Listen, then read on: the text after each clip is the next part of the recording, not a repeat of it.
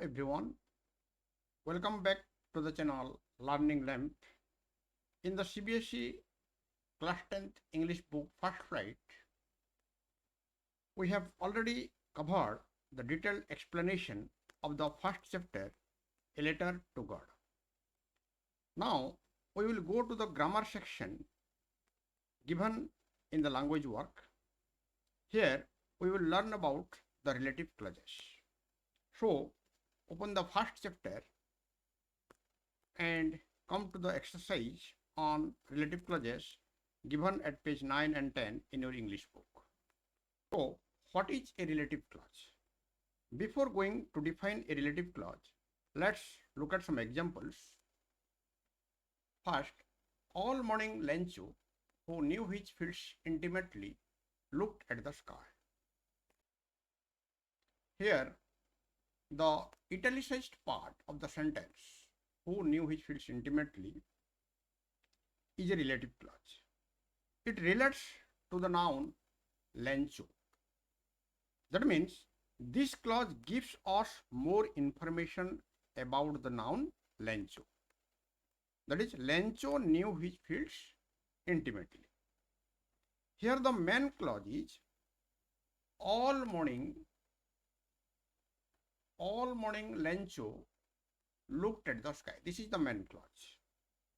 And the rest part means who knew his fields intimately is the relative clause. So, the total sentence given is a complex sentence. We can divide this sentence into two simple sentences. First, all morning Lencho looked at the sky. And second, he knew his fields intimately. Look at this first sentence. Here, Lencho. This is the noun. And in the second sentence, he. This is the pronoun used in place of the noun Lencho. He means who? Lencho. If we want to join these two sentences, we have to replace the pronoun he. We have to replace the pronoun he with a relative pronoun who, and have to place it just after the noun Lencho by using a comma or hyphen. So, the sentence will be formed in this way. First, write down all morning Lencho. Then put a comma or hyphen after it. Then use the relative pronoun who after it and write down the rest part of the second sentence. Knew his fields intimately. Then put a comma or hyphen again. And then write down the rest part of the first sentence, that is, looked at the sky. So, the sentence is all morning Lencho, who knew his fields intimately, looked at the sky. Here, all morning Lencho looked at the sky is the main clause or independent clause, because this clause does not depend upon any other clause in this sentence. But who knew his fields intimately is the subordinate clause or dependent clause. It is dependent because it can't stand alone as a sentence. If we say or write who knew his fields intimately, will be meaningless. But all morning Lencho looked at the sky is a meaningful sentence. So it is independent. So this subordinate clause or dependent clause, who knew his fields intimately, is called relative because a relative pronoun who has been used here. This clause gives more information about the noun Lencho. This clause is the non-essential part of the sentence. It only adds some extra information and nothing else. So if we remove this part from the sentence, the main clause will still be meaningful. Similarly, take another example. The house, which was the only one in the entire valley, sat on the crest of a low hill. This is also a complex sentence. We can divide it into two simple sentences. One, the house sat on the crest of a low hill, and second, it was the only one in the entire valley. Here, in the first sentence, house, it is the noun, and in the second sentence, it is the pronoun. It is used in place of the noun house. So if we want to join these two sentences, we have to replace the pronoun it with a relative pronoun which. We have to replace this word it with a relative pronoun which, and have to place it just after the noun house by using a comma. So the sentence will be formed in this way. First write the house, then use a comma and write down the relative pronoun which after it. Then write down the rest part of the second sentence, that is, was the only one in the entire valley. Then again put a comma and write down the rest part of the first clause, that is, sat on the crest of a low hill. So the sentence is, the house which was the only one in the entire valley sat on the crest of a low hill. Here, the house sat on the crest of a low hill is the main clause or independent clause. It can stand independently as a meaningful sentence. But which was the only one in the entire valley, the second sentence, is the subordinate or independent clause because it depends on the first clause to be a meaningful one. Here the relative clause, which was the only one in the entire valley, gives extra information about the house that sat on the crest of a low hill. So, what is a relative clause? A relative clause is a dependent clause. It must depend upon the main clause. It can't stand alone as a sentence. It either gives more information about a noun or defines a noun. A relative clause always begins with a relative pronoun. Some common relative pronouns are who, whom, which, whose, that. We generally use who or whom for people, which for things, and that for people or things. So relative clauses are of two types: defining relative clause and non-defining relative clause. The relative clauses discussed in your book are non-defining because the clause does not define the noun that precedes it. We already know the identity of the noun the clause describes. In the above example, all morning Lencho, who knew his fields intimately, looked at the sky. Here, Lencho is a particular person. It is the name of a particular person. We already know it. So it does not need to define Lencho. We can give only some more information about him, like he knew his fields intimately. So it is a non-defining relative clause because it does not define Lencho but only gives some extra information about him. Similarly, in the other sentence, the house which was the only one in the entire valley sat on the crest of a low hill. Here, which was the only one in the entire valley is the non-defining relative clause because this clause does not define the noun house. The house means whose house? It is the house of Lencho. It is already identified. So this clause merely gives some extra information. What is that information? It It was the only one in the entire valley.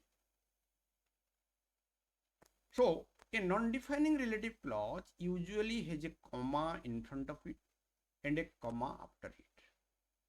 Sometimes dash or hyphen is used. If the relative clause comes at the end, we just put a full stop. For example, yesterday I met Arpit, who works in London. Here, the non-defining relative clause is who works in London. Here we have used only one comma before the clause, and at the end of the clause we have used a full stop.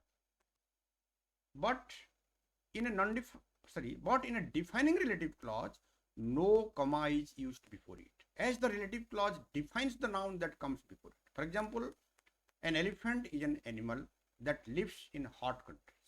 Here, the relative clause is that lives in hot countries, but it is a defining relative clause, because here this clause defines the noun animal. You can know more about defining and non-defining relative clauses in my other videos. Now we will discuss some questions on relative clauses given in your book.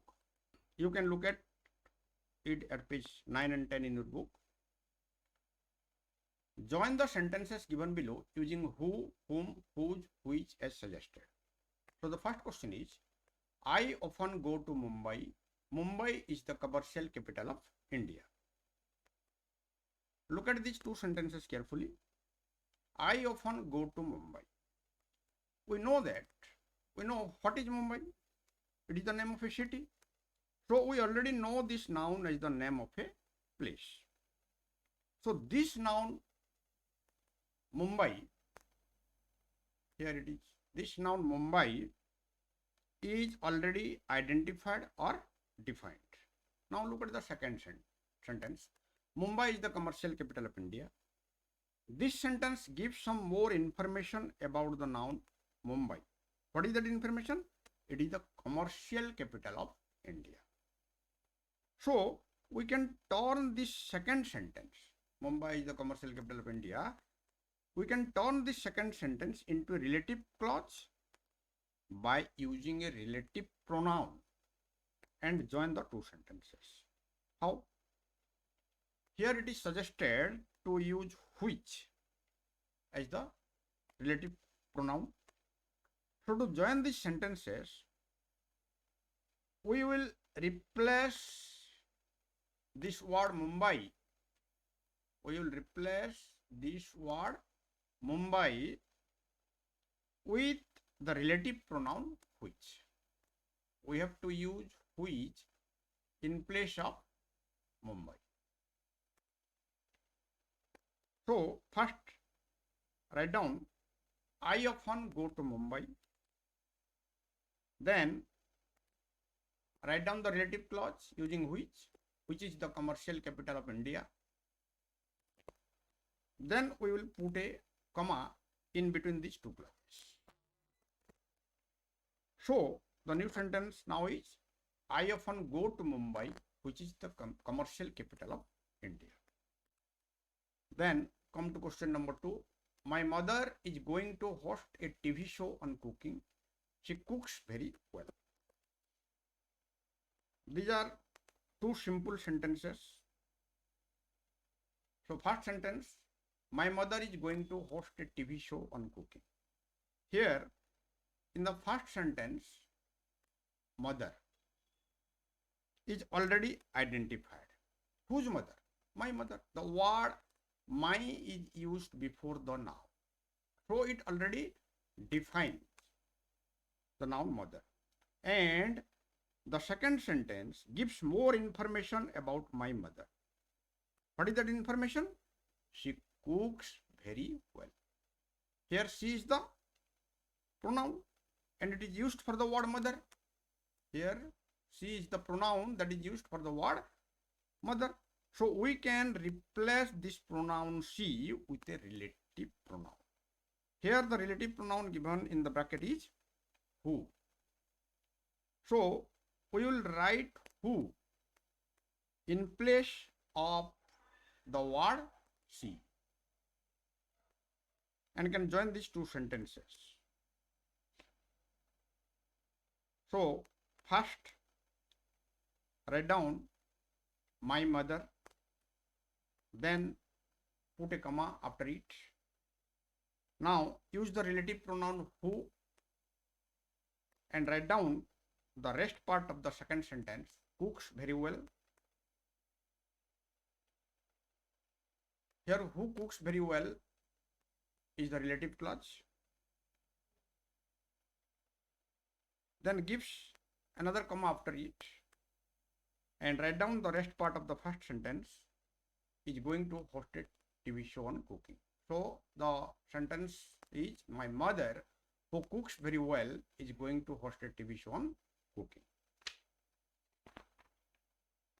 Then come to question number 3. These sports persons are going to meet the president. Their performance has been excellent. Here in the first sentence, sports person, it is the noun. And this noun is already identified because here the word these is used before the noun. And in the second sentence, there is the possessive pronoun. There is the possessive pronoun. Their performance means whose performance? Performance of the sports person. So this second sentence provides us some extra information about the sports persons. So this sentence will be converted into relative clause by using a relative pronoun in place of the possessive pronoun there. In this question, the relative pronoun given in the bracket is whose. So we have to replace there with this relative pronoun whose. We will use whose in place of there. So now join the sentences in this way. First write down these sports persons, then put a comma after it, then use the relative pronoun whose. Now we will write down the rest part of the second sentence, performance has been excellent. Then use another comma after it. At last write down the rest part of the first sentence, are going to meet the president. So the new sentence thus formed is these sports persons whose performance has been excellent are going to meet the president. Then come to question number 4. Lencho prayed to God. His eyes see into our minds. In the first sentence, the noun, here the noun is God. It is already defined because there is only one God. We believe it. And in the second sentence, look at the second sentence.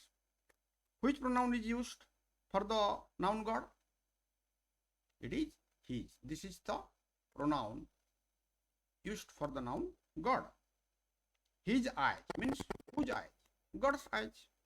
So we have to replace this word his with a relative pronoun.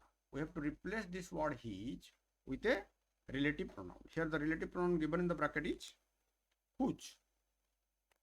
So we will use this word whose in place of his. Now join the sentences in this way. First write down Lencho prayed to God, then put a comma after it. Then use the relative pronoun whose. Now write down the rest part of the second sentence, eyes see into our minds. So the new sentence is Lencho prayed to God whose eyes see into our minds. As the relative clause comes at the end of the sentence and not in the middle, the second comma will not be used here. So just put a full stop. Then come to the last question.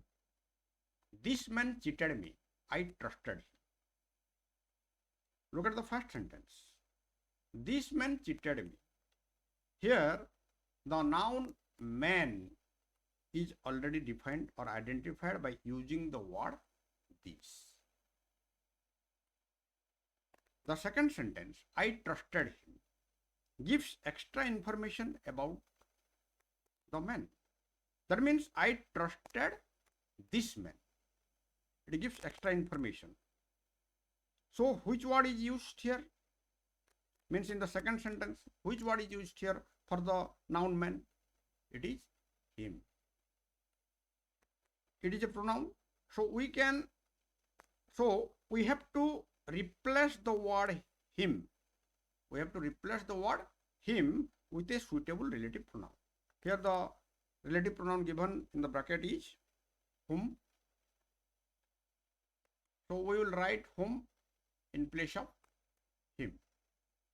So first write down this man, then put a comma after it.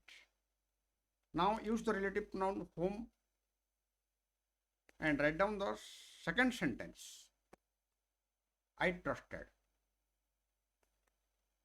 Now put a comma again, then write down the rest part of the first sentence, cheated me. So the sentence is, this man whom I trusted cheated me. So this was all about the questions regarding the relative clauses given in your book. For more practice, you can try some more questions given here. After reading these questions, if you have any query, you can post it in the comment section. So this was all about the non-defining relative clauses. We will discuss some more language works given in your book in my next videos. So let's close here. Thank you.